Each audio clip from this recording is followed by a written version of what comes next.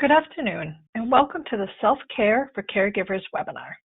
My name is Stacy Ward. I'm the Director of Family and Medical Support and Special Projects for PWSI USA.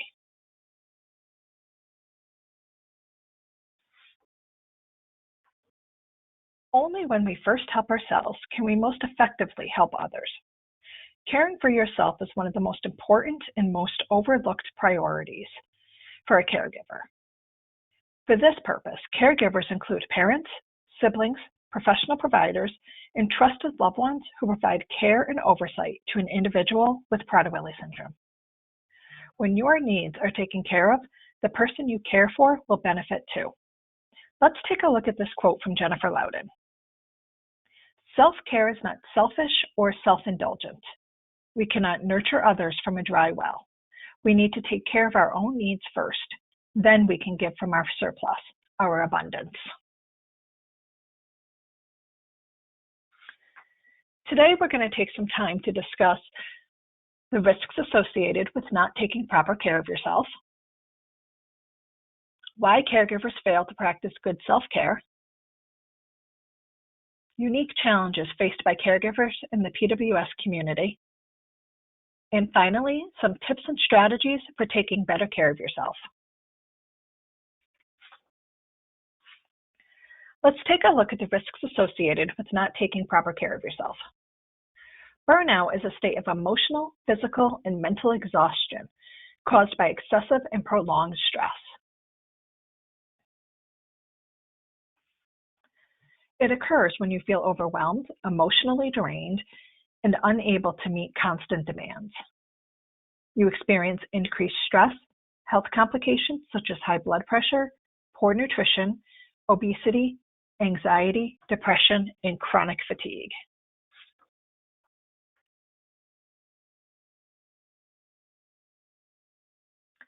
Self-care can look different for every parent, sibling, and caregiver.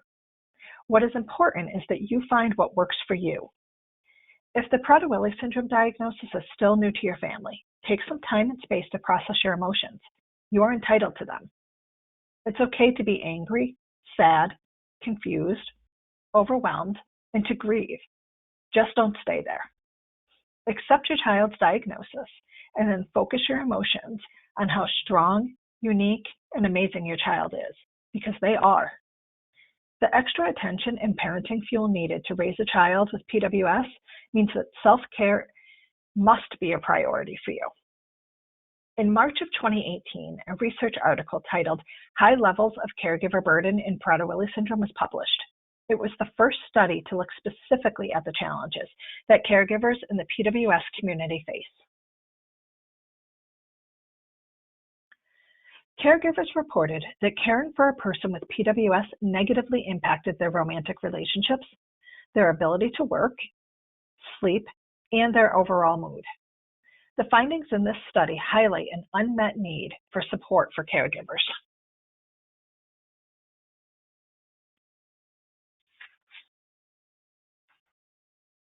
When you are a caregiver of a loved one with PWS, you not only face all of the challenges that other caregivers do, but you also have some unique challenges, such as food security concerns and the medical complexities associated with the syndrome. These concerns make it difficult for caregivers of a loved one with Prader-Willi syndrome to take time for self-care.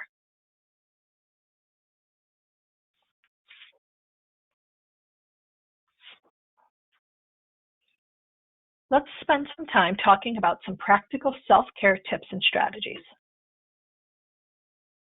The first tip we're going to talk about today is me time. We all know that taking time for yourself is the #1 recommended self-care tip, and every caregiver knows just how difficult that is.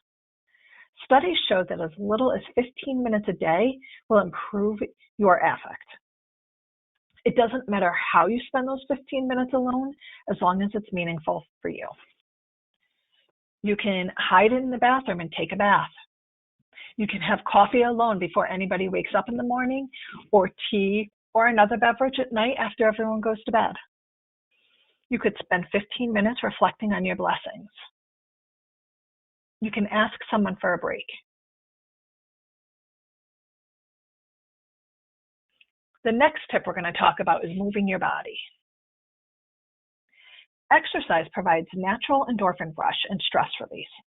Finding time to exercise may be challenging. Consider changing your mindset from finding time to making time. Exercise is important for everyone, including your loved one with PWS, so make it a family activity by riding bikes together, playing tag outside, going for a walk, attempting to roller skate, swimming, or just doing simple exercises in the pool. Or my personal favorite, family dance parties.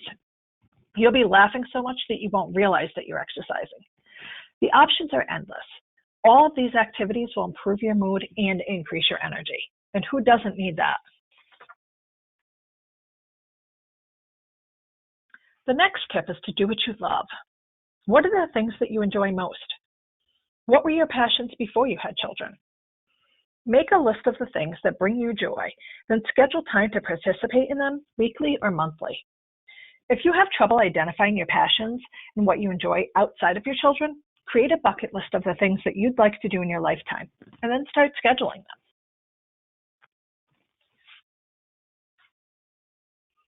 I cannot emphasize enough just how important a support system is for caregivers. Find those people who support you, love you, and understand you.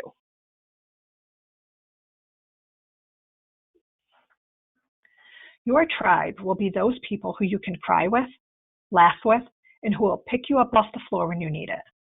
There may be other caregivers who can truly relate to the PWS-specific stresses, or they may not be, and that's okay too. Facebook has many groups that provide online support to parents of individuals diagnosed with Prader-Willi syndrome, as well as other syndromes. Many state chapters offer support systems and family activities that will give you the opportunity to meet other families and develop relationships in your area. Your tribe does not have to be comprised of just people in the PWS community. Many religious and disability organizations offer support groups throughout the country. Having a different perspective can be healthy for you. Don't forget about the family and friends that you already have. Some people may surprise you. We're going to spend a little bit of time talking about proper nutrition. Eating healthy, nutritious foods are essential for not only your children, but for you as well. If you go long periods of time without eating during waking hours, your body will not function at its best. You may not be able to think clearly as your brain is being starved of glucose. You may experience fatigue, low energy levels, or even headaches. If you're planning to exercise or your day involves a lot of movement, you may not have the best energy levels to get through it safely. Food is what gives your cells the energy they need to accomplish their task. Include a balance of carbohydrates, proteins, and fats throughout the day to help nourish your cells with what they need to help you perform. Having a balance of these three nutrients is what is called the energy trifecta. It helps keep blood sugar levels more stable and helps you feel more energized throughout the day. Food provides important compounds that contribute to the hormones in our body, which regulate our mood. In particular, carbohydrates and protein affect our ability to make serotonin, which is also known as the feel-good hormone. Both of these macronutrients also contain vitamins and minerals that affect our neurological system. When our cells and brain are not receiving enough fuel, we can experience irritability, or what's commonly referred to as being hangry. On the opposite end of the spectrum, if they're given too much fuel at one time, you may experience lethargy.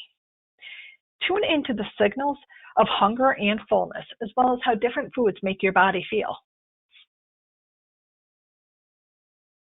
Our next tip is mindfulness. Meditation and reflection look different for everyone. And for some people, it's just not what they need, and that's okay. If you've never tried meditation, it may feel odd or silly to you. There's lots of different apps available on your smartphone, such as Aura, Breathe, Foodify, Calm, and Headspace that can help guide you through the process. You might need to try a few to find what works for you. And for some, you may not find any that work for you. As a parent, you're constantly working to help your child. You might feel selfish when you slow down to focus on yourself. Taking time every day to channel your inner peace and refill your cup will actually give you the energy to enjoy the rest of your day with happiness and supportiveness for others.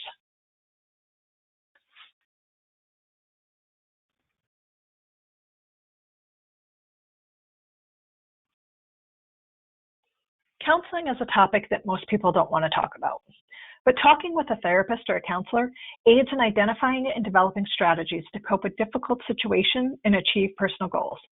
The benefits of participating in counseling include improved communication and interpersonal skills, greater self-acceptance and self-esteem, relief from depression, anxiety, and other mental health conditions, and better management of emotions, as well as providing you a block of time where you alone are the sole focus. When considering these amazing benefits, it seems as if everyone would want to participate in counseling, and should. Seeing a therapist does not have to be cost prohibitive. Most health insurance companies provide some coverage for mental health counseling. Many providers offer sliding fee scales for those without insurance, and some community organizations offer free or very affordable counseling. Our next tip is to learn something new. Learning something new is a great way to keep growing as a person and developing interests of your own. Did you know that when you're learning something new, your brain chemistry changes and your learning speed increases? When we succeed in learning something new, we gain confidence in ourselves and our ability to take on difficult tasks. An additional benefit of continuing to learn is a decrease in stress level and potentially building new relationships. This is a great way to add to your tribe. Our final tip today is to make time for your partner. It's easy to get caught up in the day-to-day activities of raising your children, managing your household, and managing a career. But with that can come loneliness, frustration, and burnout. Making time with your partner to spend quality time together is crucial to the health of your relationship. Schedule weekly, bi-weekly, or monthly dates. This does not have to cost money. You can just go for a walk together. You can pack a picnic and eat in the park. Many communities offer free concerts or plays during warmer weather in the local park. Consider trading babysitting responsibilities with another family. Make sure date night is truly just the two of you. The amount of time you spend together is not as important as the quality of time you spend together.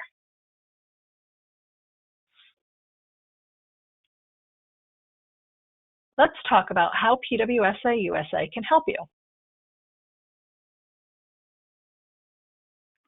The Family and Medical Support Team provides training to families, extended families, caregivers, respite providers, physicians, anyone in your child's life who you feel needs training, we're willing to provide it. We're able to assist with service appeals so that you can get respite providers in your home. We offer state chapters where you can meet and build relationships with people in your area. Our Parent Mentor program is comprised of over 40 other parents who have a child with Prader-Willi syndrome, who can connect with you, share experiences, provide insight. Just listen to you vent. Having somebody else who gets it is important. We also offer age-specific face groups where you can talk about the things that your children are experiencing in a safe, confidential way. If you'd like to learn more about how PWSA USA can help you or to speak with a family and medical support counselor, you can call us at 1-800-926-4797 or send an email to support@pwsausa.org. Thanks so much for participating.